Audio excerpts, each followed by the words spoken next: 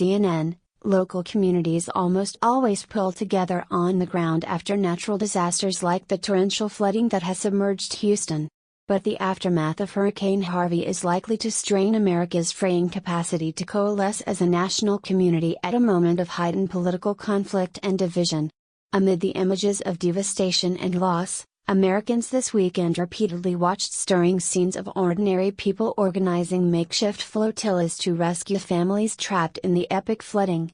In the rising waters, partisan, racial and class lines all seemed to dissolve. Yet, once the immediate danger has passed, the response to the storm will raise larger political questions on at least two major fronts: the cost of recovery and the role of climate change in intensifying the risk of such devastating storms.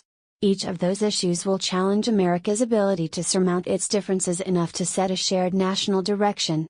Like Hurricane Katrina and Superstorm Sandy before it, Harvey may demonstrate just how much the man-made gales of political polarization has diminished the nation's capacity to forge common cause against even the fiercest natural disasters. The first issue that will test the nation's unity is funding the recovery from the storm.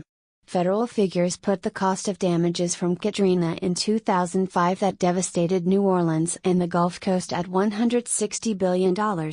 And from Sandy in the New York and New Jersey area in 2012 at around $70 billion.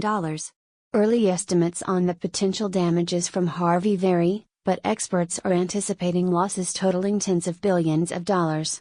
In recent years, Congress has faced unprecedented partisan divides over Washington's role in meeting those costs. In 2005, Vice President Mike Pence, then a Republican congressman from Indiana, led an effort by House conservatives to offset any post-Katrina aid with offsetting budget cuts and other programs, including highway projects and the new Medicare prescription drug benefit. We simply can't allow a catastrophe of nature to become a catastrophe of debt for our children and grandchildren, Pence said at the time. Even more partisan, and regional, conflict flared after Sandy slammed into New York and New Jersey just before the 2012 presidential election. That storm precipitated a succession of confrontations between conservative Republicans in both chambers against a coalition of Republicans from the region and Democrats. In those debates, Mick Mulvaney, now director of the Office of Management and Budget and then a Republican congressman from South Carolina, echoed Pence during Katrina by proposing legislation to offset Sandy aid with across-the-board reductions in domestic programs. That amendment failed, but over two-thirds of House Republicans voted for it, including an array of prominent Texans still in Congress. That list of supporters included Representatives Kevin Brady, now chair of the House Ways and Means Committee, Jeb Hensarling, now chair of the House Financial Services Committee, and Pete Sessions. Also voting for Mulvaney's legislation was Paul Ryan, now the House Speaker. Eventually the vast majority of Republicans in both chambers, 179 in the House and 36 in the Senate, voted against the final $50 billion federal aid package for Sandy, arguing that the bill was bloated with extraneous projects. The Republican opponents included both of Texas Senators, John Cornyn and Ted Cruz, and a lengthy list of Texas House Republicans, including Brady and Hensarling. Demanding offsetting cuts complicates responding to natural disasters both at the tactical and philosophical level. The tactical problem is that it ensures a more partisan and protracted congressional debate. The philosophical problem may be even more telling. Demanding cuts sets the interests of one geographic area against the national web of communities reliant on the programs facing reductions. In essence, demanding that some communities suffer funding losses in ongoing programs to offset assistance to places facing acute needs undermines the core idea that government exists in part to help share risks that individuals, and even individual communities, cannot reasonably bear alone.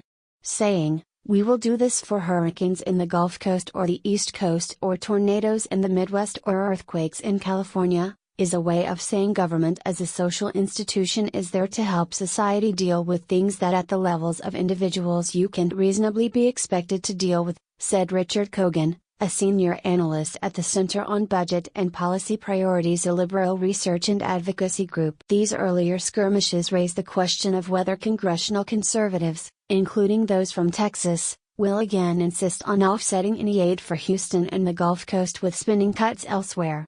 Such a move would inevitably extend the congressional debate over aid and provoke an instant partisan split.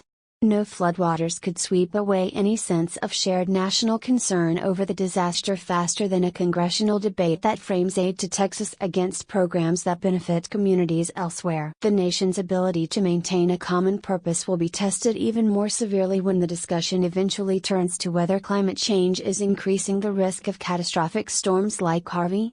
Scientists remain leery of attributing any individual storm to climate change. But the dominant scientific consensus is that climate change is increasing the odds that storms will be more powerful and destructive. There is no doubt that climate change increases the severity of disasters such as Hurricane Harvey. Jane Lubchenco, the administrator of the National Oceanic and Atmospheric Administration under former President Obama, told me in an email exchange Monday. Warmer ocean waters are more conducive to more intense hurricanes. Heat equals energy. Warmer air holds more moisture. Climate change is warming both the ocean and the air. In addition, higher sea levels mean greater storm surge.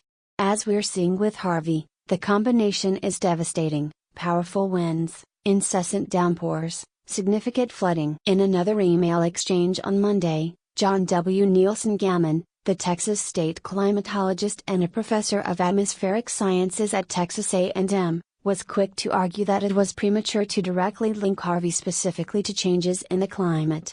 The climate change impact on the strength of Harvey is unknown. Climate change is expected to increase the intensity of the strongest storms, but it's not clear whether Harvey was in that category, he wrote me. But Nielsen Gammon added that the overall trajectory of extreme weather in Texas is unmistakable and strongly linked to climate change. Extreme rainfall, however, is getting heavier. The south-central United States has seen an increase in the frequency and intensity of one-day and two-day extreme rainfall events, he wrote. My own analysis of Texas data shows an increase of about 30% in the likelihood of passing a given threshold, of total rain amount, in a given year, which corresponds to about a 5% increase in the intensity of the strongest rainfall over the past century. That shift, he continued, is a direct consequence of climate change and is expected to continue. Like Lubchenco and other climate scientists, Nielsen Gammon said the increasing incidence of heavy storms is driven by rising atmospheric temperatures and rising sea surface temperatures, which affect the capacity of the atmosphere to hold moisture and increases the total amount of water that can rain out when the air is saturated. President Donald Trump has dismissed climate change as a hoax. The Environmental Protection Agency is in the process of uprooting the major regulatory initiatives Obama undertook to reduce carbon emissions from power plants, cars and trucks. Trump also withdrew the U.S. from the Paris Global Climate Accord. In advancing this agenda, Trump has operated with a clear regional tilt, favoring the interests of the states that are most reliant on producing fossil fuels, or consuming them for electricity. That reflects Trump's electoral base. He won 13 of the 16 states that produce the most natural gas, 16 of the 20 that produce the most oil, and 11 of the 15 that mine meaningful amounts of coal.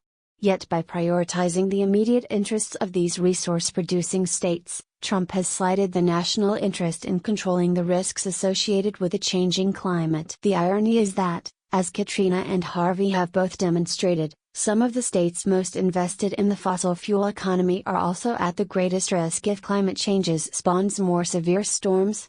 Unfortunately, climate change will most certainly make disasters like Hurricane Harvey more likely. Think of Harvey as a glimpse of the future, Lubchenco, now a distinguished university professor at Oregon State University, wrote me. The smart move would be to be better prepared, i.e., to expect this to happen more often, not be surprised by it, and prepare accordingly, to reduce carbon emissions faster than we are now, much faster, and to invest in enhanced research and monitoring that will enable continued improvement of forecasting of events like this. What do you think about this news? Scroll down and comment. Thanks for watching. Please subscribe. Goodbye and see you again.